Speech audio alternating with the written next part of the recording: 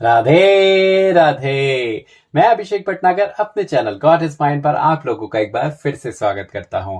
आशा करता हूं आप लोग श्रीमद् भागवत कथा को बहुत अच्छे से सुन रहे होंगे और ना केवल सुन रहे होंगे अपितु अपने बच्चों को भी इसके बारे में ज्ञान करा रहे होंगे। तो करते हैं आज के दिन की शुरुआत 8वें स्कंद के 8वें अध्याय के साथ, जिसमें हम आपको बताएंगे कामधेनु गौ और अमृत आदि का समुद्र से निकलना। यह कथा बहुत रोचक है कि किस तरीके से हमारे धर्म में हमने समुद्र को मथा था और समुद्र से भी बहुत सारे उत्तम पदार्थ निकाले थे। तो वह कैसे निकले थे यह जानना तो बहुत ज्यादा जरूरी है। चलिए, सुखदेव जी बोले, हे राजन, जब फिर देवता व दैत्य परमेश्वर की आज्ञा से समुद्र को मंथन करने लगे तो दूसरी बेर कामधेनु गौ अति सुंदर समुद्र से निकली। तब नारायण जी ने कहा, इस गाय से संसारी वस्तु जो मांगो सो मिलती है। यह सुनकर देवताओं व दैत्यों ने उस गौ को लेना चाहा। तब वैकुंठनाथ बोले कि यह गौ ब्राह्मण व ऋषिवरों को देना चाहिए।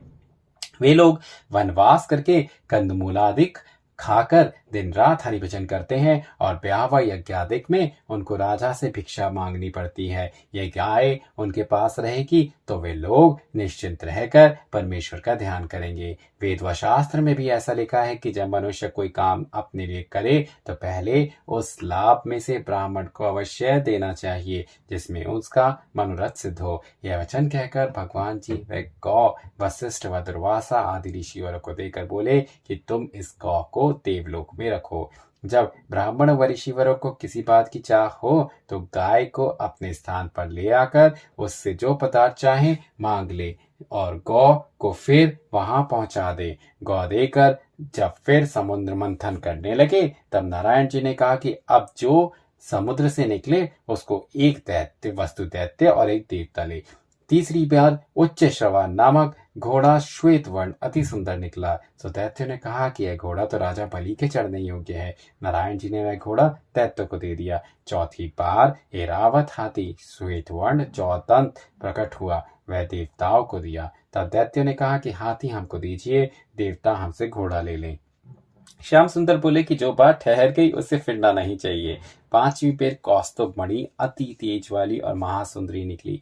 उसे देखकर नारायण जी बोले, इसको हम लेंगे। तब जब दैत्यों और देवताओं ने प्रसन्न होकर कहा कि बहुत अच्छा, तब त्रिलोकीनाथ ने वह मणि पिरोकर गले में पहन ली। छठी बेर परिजातक नामक एक वृक्ष निकला।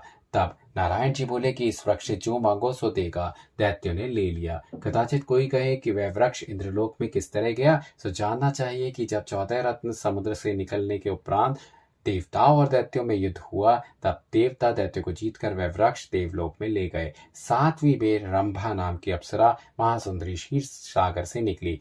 वह किसी को नहीं मिली, वैश्य होकर रही।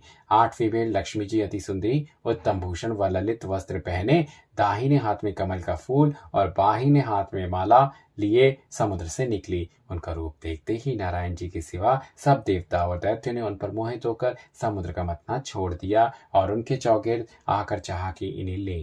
तब लक्ष्मी जी बोली कि मुझे बलजोरी कोई नहीं ले सकता। जिसमें सब गुण होंगे उसके पास मैं अपनी इच्छा से रहूंगी। मेरे निकट देवता व दैत्य दोनों एक से हैं। तुम सब देवता दैत्य तपस्वी ऋषिवर व ब्राह्मण व गंधर्व आदि अपनी अपनी पांति बांध कर बैठो। उनमें जिस पर मेरा मन चाहेगा उसके गले में जयमाल डालकर उसे अपना पति बनाऊंगी।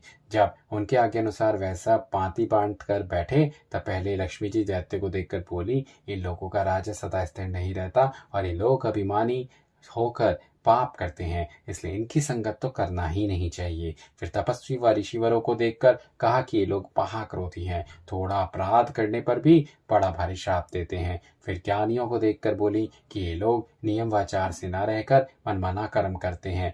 फिर देवताओं को देखकर कहा कि ये लोग तो निर्बल है।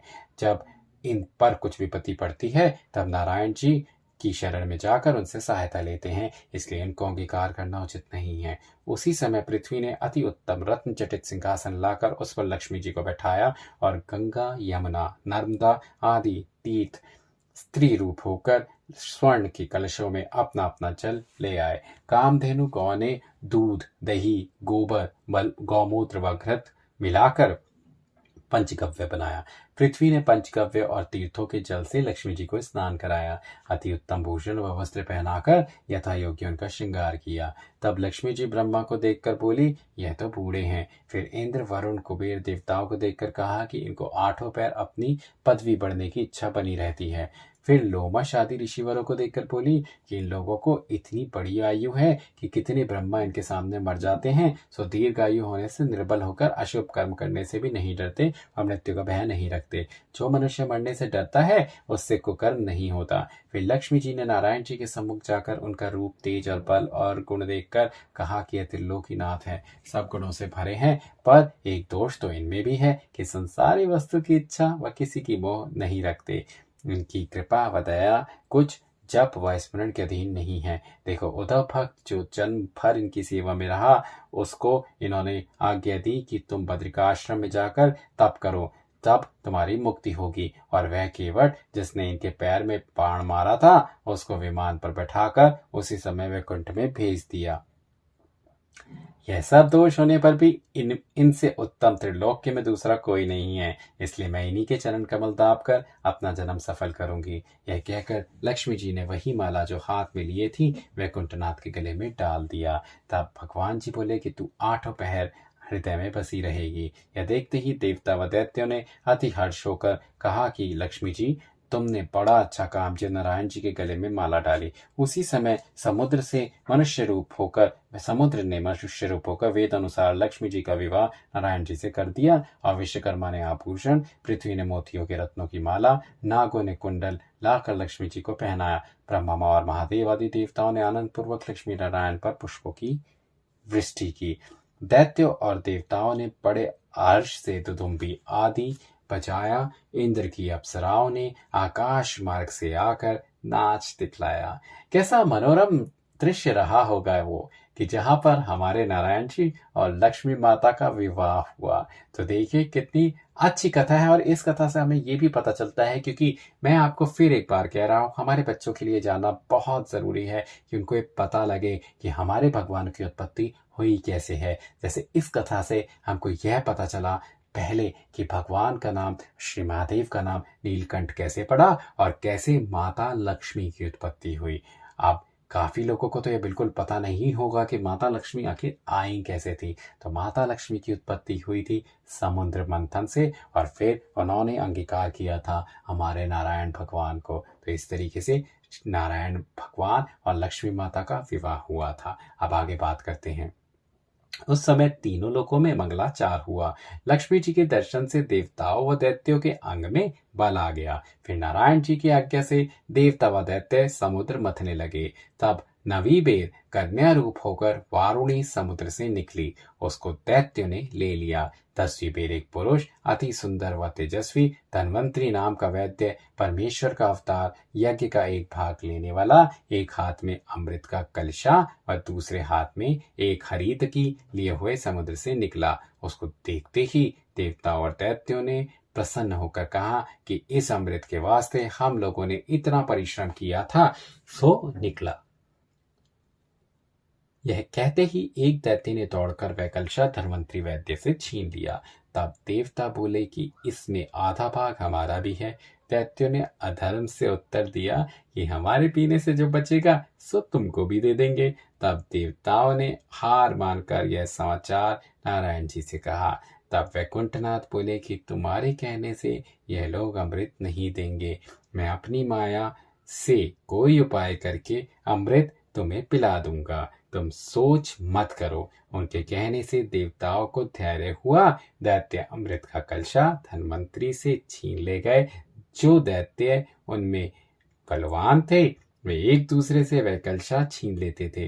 किसी दैत्य को इतना अवकाश नहीं मिलता था जो उस अमृत को पी सके। उसी समय नारायण जी मोहन मूर्ति, अति सुंदर उत्तम भूषण व वस्त्र पहने स्त्री रूप प्रकट होकर देवताओं व दैत्यों की ओर चले। इतनी कथा सुनाकर सुखदेव जी बोले, हे राजन, मोहिनी रूप उसे कहते हैं कि जिसका रूप देखकर देवता, दैत्य, मनुष्य, योगीश्वर व मुनि और यति सब मोहित होकर विठल हो जाते हैं। यही स्वरूप परमेश्वर ने धरा था।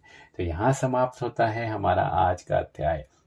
एक और रोचक बात मैं आज आपको बताना चाहूंगा कि आज हमने श्रीमद् भागवत के 1159 पेजों में से 400 पृष्ठों की कथा संपूर्ण कर दी है। तो यानी कि अब बची है हमारी 3/4 कथा। 3/4 तो नहीं बोलूंगा, मैं ये बोलूंगा 60% यानी 60% कथा हमारी रह गई है और हमारी लगभग 40% कथा संपूर्ण हो गई है। तो यदि किसी ने अभी तक इस कथा को नहीं सुना है तो पीछे के अध्यायों को, यदि आप गॉड इज माइंड चैनल को सब्सक्राइब करेंगे तो सारे अध्याय आपको एक से लेके और 101, क्योंकि आज 101वां अध्याय है, 101वां दिन है, 101वें दिन तक यानी कि पूरे सारे 100 दिनों की कथा आपको एक साथ मिल जाएगी। और आपको लगता है जिस प्रकार भी अपने अपने समय के अनुसार आप लोग समय निकाल कर उन कथा को सुन सकें तो बहुत अच्छा, और आपके लिए वो सब एक जगह पे आपके लिए प्रस्तुत है। तो करते हैं आज के दिन की शुरुआत एक बार फिर वही नाम, राधे